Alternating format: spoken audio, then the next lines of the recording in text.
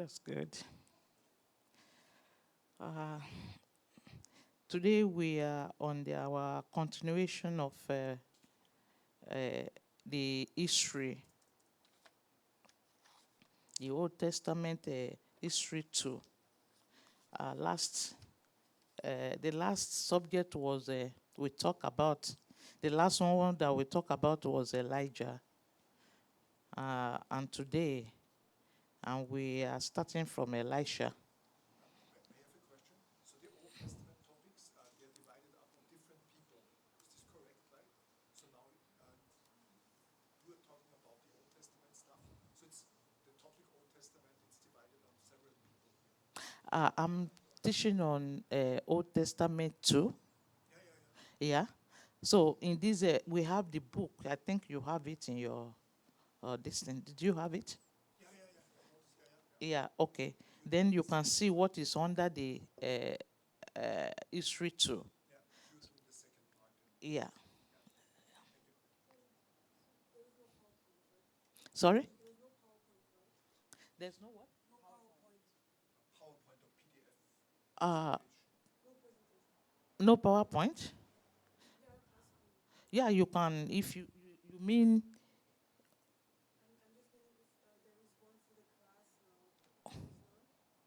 my own is in there. You can get it in the power. The student. Yeah, you can get it there.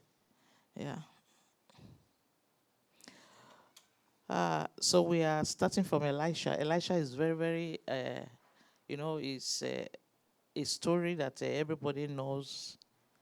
We know Elisha was a son of Shaphat of Abe Mehola. His father was a farmer and appeared to quite wed. I mean, he's a wealthy man, and then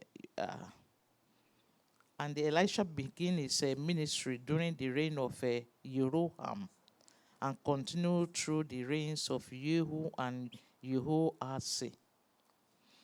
And we all know, we read about the Elisha. He was a man of mood, and Elisha was self-controlled and even-tempered. He was interested in the needs of the people, and many of his miracles was to heal and give relief to people in need. That is his own personality. And when we are looking at it here, they say that, yeah, he is always in need, interested in the needs of people. Our ministry has to be. We are not doing it to anyone. We are not doing it to ourselves, but we are doing it for the people. The people, the need of people. Why are we sitting down here today? Probably maybe you and me, you have enough of knowledge in the Bible. But we are here today because of one thing. Yeah, because we want to witness and we want to win souls for Christ.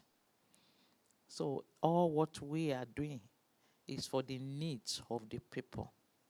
To let the people feel that the Lord has sent every one of us to minister to them. Elisha was a man of God, and he loves God, and he refused to be distracted by many things. You know, there is a lot of things that was going on during his own, but he refused to be distracted. Each of us should ask whether or not we are among of the spectators of God's power, or whether we are where the action is. Are we among of the sons of the prophet looking on from a distance, or we are receiving our portion of God's Spirit? Elisha was not a spectator. He did what the Lord asked him to do. And he feel and he hear from God whenever God is speaking to him. And also we are going to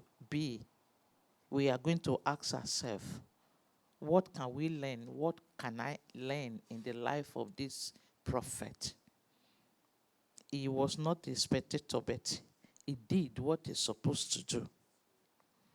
And when we go further, then we also see the miracle that he did.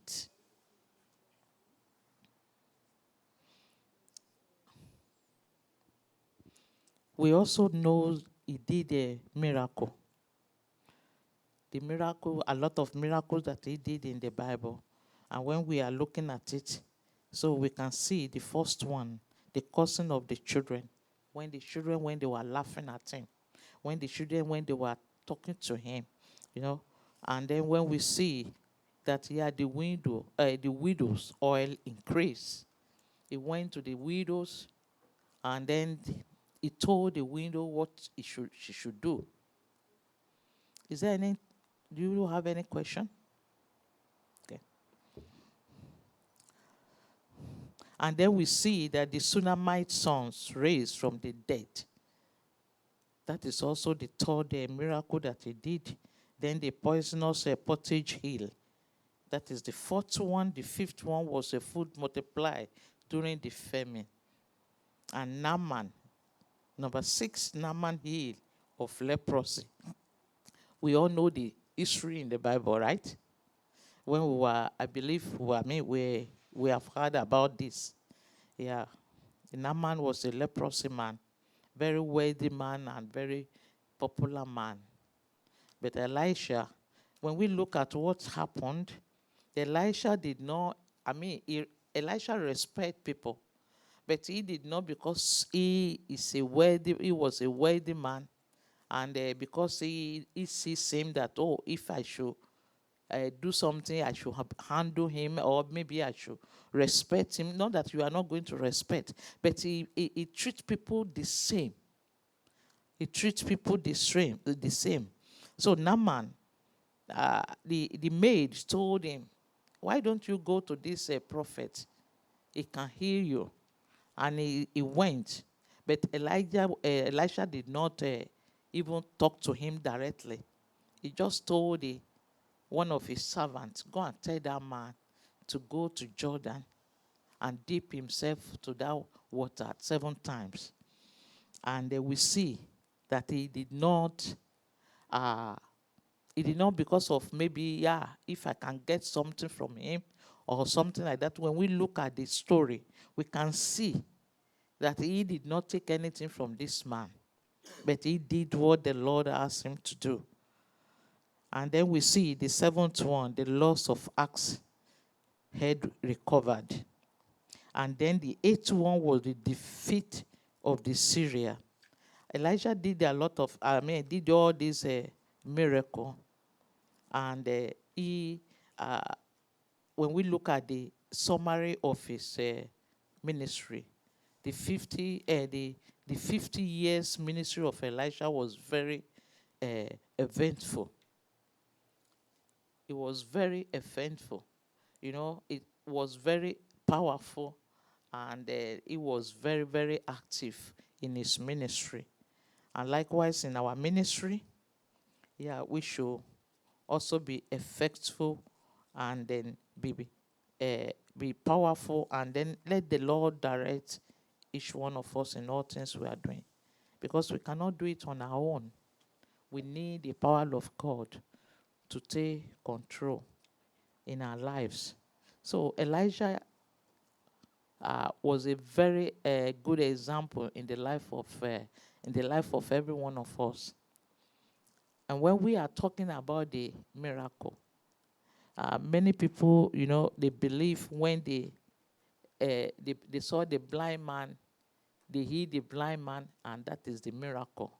The Lord can send you. You may not open the eyes of blind man, but there are some things you can do. You can pray for sick people, and they can heal. You can pray for many people in any situation they are, and the Lord will hear them, will hear your prayer.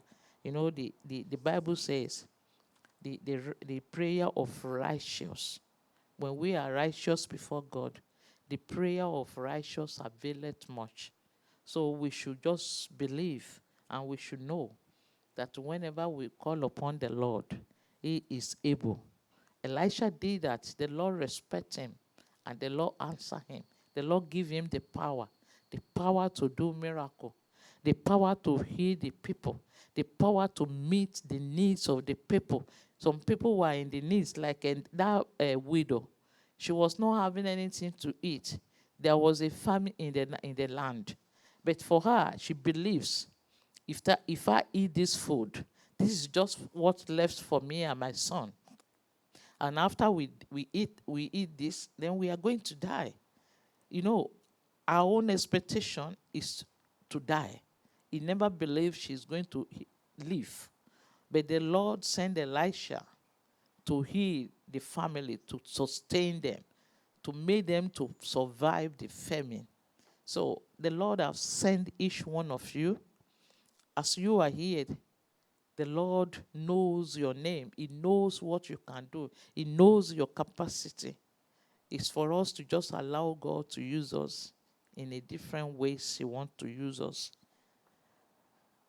And when we see in our last lesson, we also see that, there was a king, which is Jeroboam, the son of Solomon, if you can remember.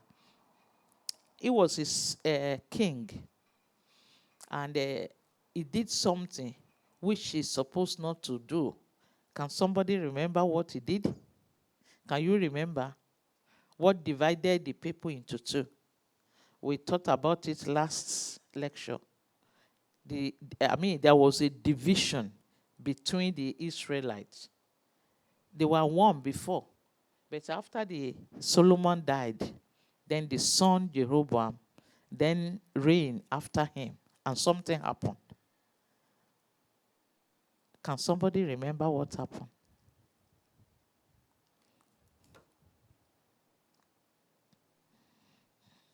Can you remember what happened?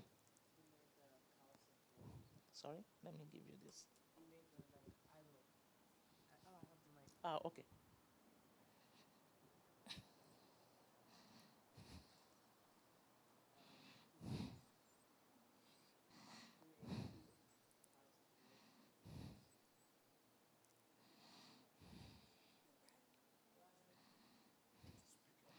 Brother Brian? Sister Rachel wants to say something. As loud, yeah. Okay, thank. Okay. He made 2 cows of gold, like idols, in a sense. Yeah. That is part of what he did. And he did something that made the Israelites to divide into two. When the elder people, they came to him after he became king. The elder people came to him, they were asking him, because they know that during the reign of his father, Solomon, it was very, very hardship for them. They were doing a lot of things, the house Solomon built for the Lord, and a lot of things that he did. The burden was too much for the people. And when he became a king, the elderly people, they gathered together, they went to him, and they told him that your father, the burden was too much for us. Please, during your own reign, can you reduce it? Make the people to have a little reliefs. Then he did something. He went to, if you can remember, he went to a young people. He did not take the advice of the elderly people, and he went to the young people, and he seek advice from them. And then the young people, they were telling him, don't mind the elderly people. You tell them that your father, the burden that they encountered during your father's regime, your own is going to be more harder than your father. And because of this, then the division came. They divided into two. Yeah, they divided into two. The northern part of it, and the northern kingdom was Israelite, while the southern kingdom was Judah and Benjamin. So now we have a two division, and the one is another part of it which is called Israel, and the second one called Judah. And now we are going to talk about the kings of Israel. If you have the, you can go. I mean, you can. You have it already. Okay. And here we see the king of Israel consisted of the 10 tribes that broken away under the Jeroboam. The name of Israel sometimes used to the Jews and all. The king of Israel lasted for almost 250 years and reigned of 19 kings belongs to 19 kings. And out of these 19 kings, we can see how long they reign. The name of the king. Like, for example, Jeroboam. Yeah, he reigned. Yeah, that was the first one. He reigned 22 years. And then after that, then we see the Nadab. And that Nadab then reigned again. And reigned just only 2 years. And we see that the Baasha, when we go on, then we can see how many years do they reign. The Baasha ruled 24 years. And then Elia and Simri, they ruled, 2 years. Omri reigned 12 years. Ahab, 22 years. Ahaziah, 2 years. Jehoram then reigned 12 years. Jehu also, we can see all these 19 kings, the years they reign. But the unfortunate thing that happened in this reign was this king, some of them, they were not following what the Lord asked them to do. They were not following the will of God. They go after their own way. They go after the idol. They worship idol. And that was not what the Lord have promised them to do. We see in the life of Jehu. Jehu reigned 28 years. And the Bible let us know when we read here from 2 Kings chapter 9, verse 10 to 36, we will see throughout the Jehu 28 years, he was a bloody king. He was a bloody king, which means he killed a lot of people. And that was not what the will of God is. So there were some people that they were very, very wicked. And we see the Jehoahaz, he reigned just 17 years. And during his reign, he put oppression on the people. He put much oppression on the people. And that is not what's supposed to be. So then we should know, out of all these 9, their years and everything is written there, but out of them, they were not really following what the Lord have told them to do. In our lesson, we can read on our own at home, then we will see, and then with the Bible reading under it, you can see, then you will understand better how long do they reign and what do they do during their own reign. Then we can see. And we will see the one that followed the will of God. Then we will see the one that did his own way. And we can see many of them, they follow idols. They were worshipers. They were idol worshippers. And that was not the will of God. The Lord had brought them out to worship him alone. But instead of worshiping God, then they were doing different things. And that was not what the Lord have asked them to do. So we should see in this life of these people, they did not follow what the Lord asked them to do. And then we are going to the second, the second part. They said the king of Judah. The kings of Judah. Those kings that rule in the other hand, we remember that they were divided into two. And one called Israelite. And under the Israelite, we saw all the kings that rose. And then the other one, the remaining other part, and then they are Judah. And then we see also that the kingdom of Judah continued 468 years after David began to reign, and 387 years after the division of the kingdom, and 133 years after the destruction of the kingdom of Israel. The prophet who ministered during the period of time were Isaiah, Jeremiah, Joel, Zephaniah, Micah, Nahum, Habakkuk. The prophecies of these men were literally fulfilled. During the period, the character of the nation was greatly influenced by the character of the king. The nation was blessed and enjoying peace and prosperity when the king was pious and faithful. You can see. During their reign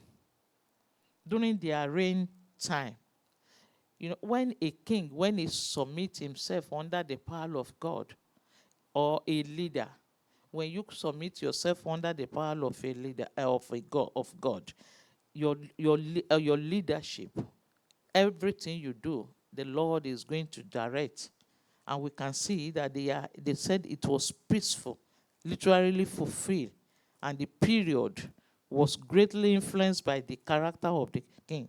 The nation was blessed and enjoying peace and prosperity when the king was pious and faithful.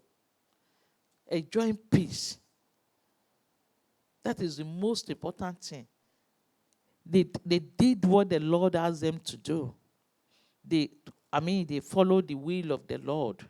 And because of that, then the people under them enjoying peace. And there was no problem during their reign. There was no problem. There was nothing. And that is also what we are also going to see apply into our lives. Wherever you are leading today, any position you are in the church, then seek for the peace. The position is not to tell people that I am a leader, I am this, I am that, or I am above them. We are not above anyone. Our Lord Jesus Christ is the owner of the church. We are just representative to stay where we are. But the Lord wants you to be there, to do what he wants you to do, to be blessed to the people. If you sing, let your song be blessed to people. If you sing it out of your mind, and you live the life the Lord asks you to live, whatever you sing is going to be meaningful to people. People will look at you when you are singing, they will glorify God. And whatever you are doing, you may be a Sunday school teacher. You may be a little thing that you are doing in the church. Maybe the least what you can do in the church is to be a cleaner. Does that mean that because you are a cleaner, you should not be faithful? Oh yeah, we can be faithful. In everything we are doing, we can be faithful. And that is what the Lord is expecting every one of us to do. The kings, during their own time, those that follow God, their reign was very, very peaceful. And they were seen. And we see the people were very, very peaceful in all what they are doing. And the Lord was blessing them. And we also see how many kings that reigned during this time. And we see that, okay, like Israelites, they have many kings. Likewise, Judah, they also have people that reign after them. We see that the four the four they have a 4 period of time. The first period was between the reign of Jeroboam and Jehoshaphat, about 86 years. And the second one was between the reign of Joash and Hezekiah, and which is about 207 years. The third one between the reign of Manasseh and then Joash, about 88 years. Fourth period was between the Jehoash and the Zedekiah, about 23 years. And the when we read about, when we go to the First King, chapter 12, 20, when we read 20 and 24, then we will see the Jeroboam, the reign. And he was rejected by the northern tribes. He tried to bring the entire nation under the control. This move was stopped by advice of the prophet Shemaiah. Many prophets and Levites came from the northern kingdom and supported one who gave outward regard to the worship of Jehovah. And then we see in the other, the people that also reigned, the other, we see Abijam. He also reigned 3 years. And we see Asa. Asa was the son of Abijah, who ruled for 41 years. He was a good king. He was the godly son of godless father. Asa's heart was perfect with the Lord of all his days. The first 10 years were occupied in religion, reform, and abolish idols. That was the Asa. He got that from his father. His father, Abijam, was a man that loved God. And after he died, his son, Asa, took over him, took reign after him. And the Bible let us know that he ruled 41 years. And he was a good king. He was the godly son of a godless father. You see? He produced a godly son. And then he started ruling after him. And he loved God. And he abolished all the idols. All the idols that the people were worshiping. You know, in the life of kings, one will come, build idols. And another one that fear God will come, then abolish the idols. And then we can see in the life of Asa, that was what the Asa did. Because his father Abijah was also a good king. And when he came, the people they were worshiping, you know, Israelite, those days people, if we look at it, when the Israelites, when they were journeying in the wilderness, you can see how stubborn they are. Some of them, maybe little things happened. The next thing they will do, you see them, then they start murmuring. They start saying something. They determined to go back. They determined, to talk to Moses.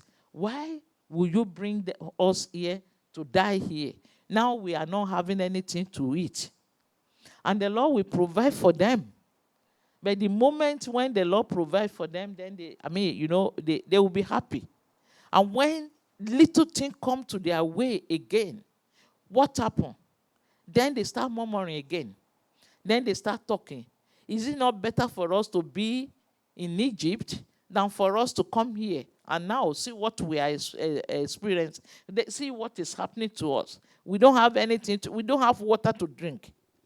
And the Lord will provide water for them. You know, they forgot everything God have provided for them when they started the journey. The Lord made it possible for them to walk in the midst of the sea, in which what has never happened before. But they always forget God. And likewise, the king, they will reign and they will forget about God. But thank God that we have a Asa that fear God, a king after that love God.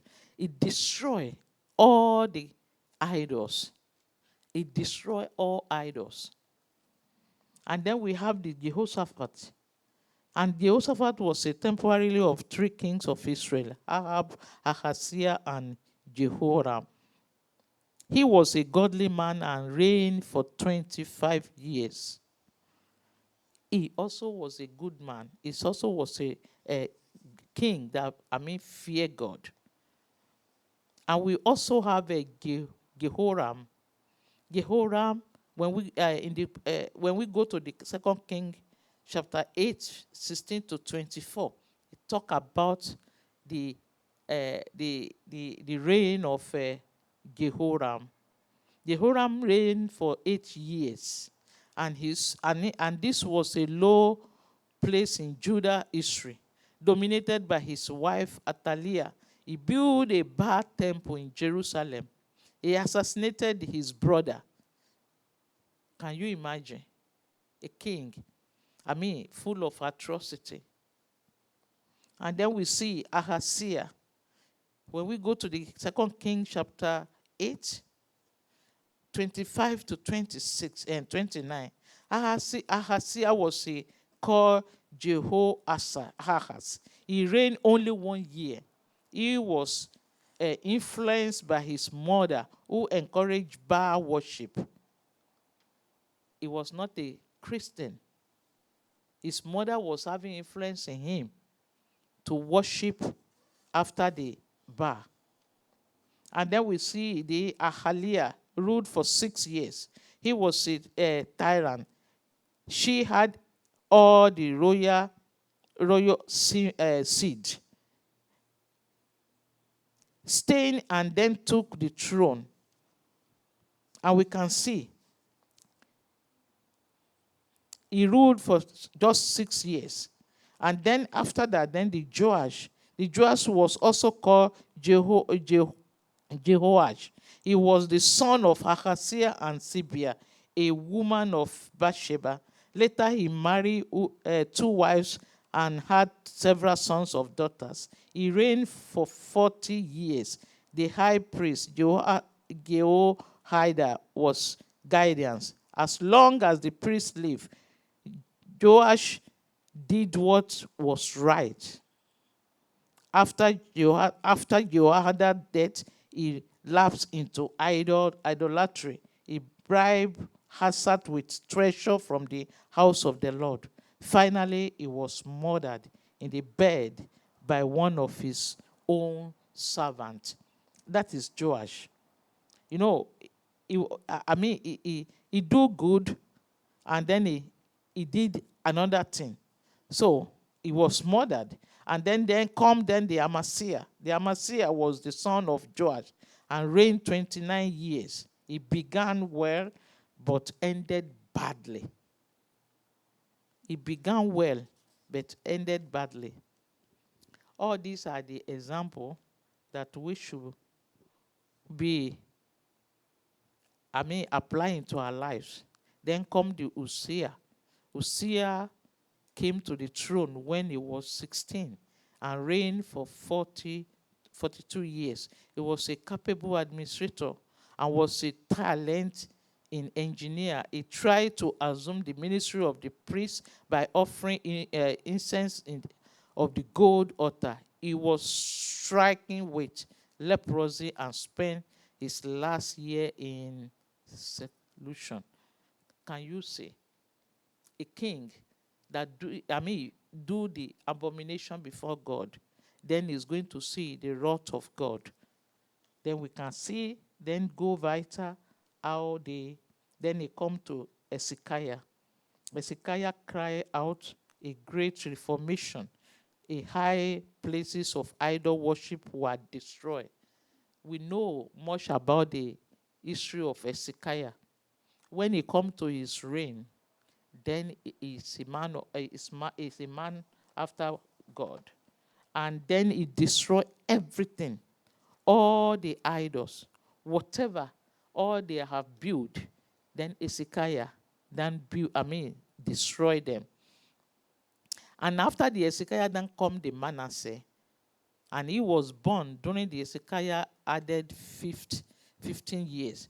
He became king after the age of 12 and reigned for 55 years.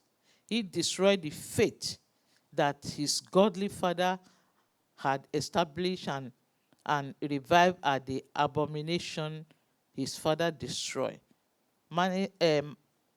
Manasseh was the worst of Jews' king. He was the worst king among all the people, among all the king. So we can see in the life of the history of the church, there is a lot of kings. Some, they believe in God. Some did what the Lord, what they're supposed to do. Some, they did not. Some go after their own way. So we should, all these are the lesson for us in our ministry. There is a lot of things we are going to face. Maybe in our journey, we may see some things that relevant to what we are learning today. The kings, what some of them, if they become kings, they believe they can do what they want because they have the power. They have the strength to do what they want. They have the power over the people. They can direct the people however they want. But that is not the real reason they should become king. The real reason to become king is to lead the people to the presence of God, to let the people know how to worship God, to let the people know that this is our God that has brought us out of the Egypt. We were there as a slave. We were so in slavery, but the Lord has brought us back to where He promised. He promised them that He is going to, give them the land that is, the land. And the Lord have already, established Israel. But you can see, instead of them to stay, instead of them to believe in God, they were doing something different. Different kings will come. And then in our journey today, we can see different people. You can encounter many people in the church, or you can see different things in the church, but that doesn't mean that, okay, maybe we see someone that is doing bad, then we follow them. We see, we can see the father, the Asa is a son. He followed what the father was doing. He followed the good will of the father. And then we can see another one, the Manasseh is also a son. But we can see what happened. Instead of him to follow his father, he did not follow his father. He followed something different. So today, let me ask you this question. As a child of God, whom are you following? You follow God, the true God, or you are under the influence of something? We have to think about it. If you are under influence of something, then it's very, very bad. If you cannot stand on your own, this is me. This is my standard. This is what I believe. But if you are under influence, the people come to your way or into your life, then you immediately you can adapt to what they are doing. Or maybe you have a friend. Whatever the friends are doing, then it's easy for you to adapt with them, even though they are not doing what is right. That is not the way you should do. These are the things that was happening in the life of the kings in Judah.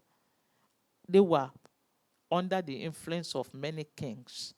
The kings will come, it will control them. This one will come and lead them to the presence of God. The other one will come and tell them, no, we are going to do it like this. But they should stand they should stand on their faith. We know the God, the true God of Israel. We know the Lord that have brought our forefather from the wilderness. And we know the Lord that, see them, control. Take control when they were in need. They have the history. They knows what has happened to their forefathers. They know their forefathers, they were in Egypt.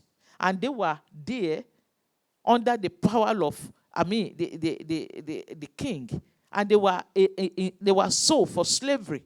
But now the Lord has brought them back. And they know. It's just like our in our lives.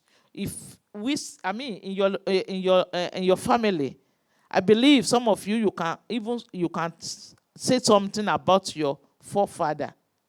What happened to your forefather? What has happened to your grandmother? Some of us, we can explain. I can explain my grandfather, what happened to him, the life he lived. And then come my father. Then through that story, I heard it. This is how my grandfather was live his life when he was alive. And this is how my father lived his own life. And this is me today. This is how I live my life, when you have the Spirit of God in you, when the Spirit of God is dwelling in you, you are not going to be under influence of anyone except if they are Christian.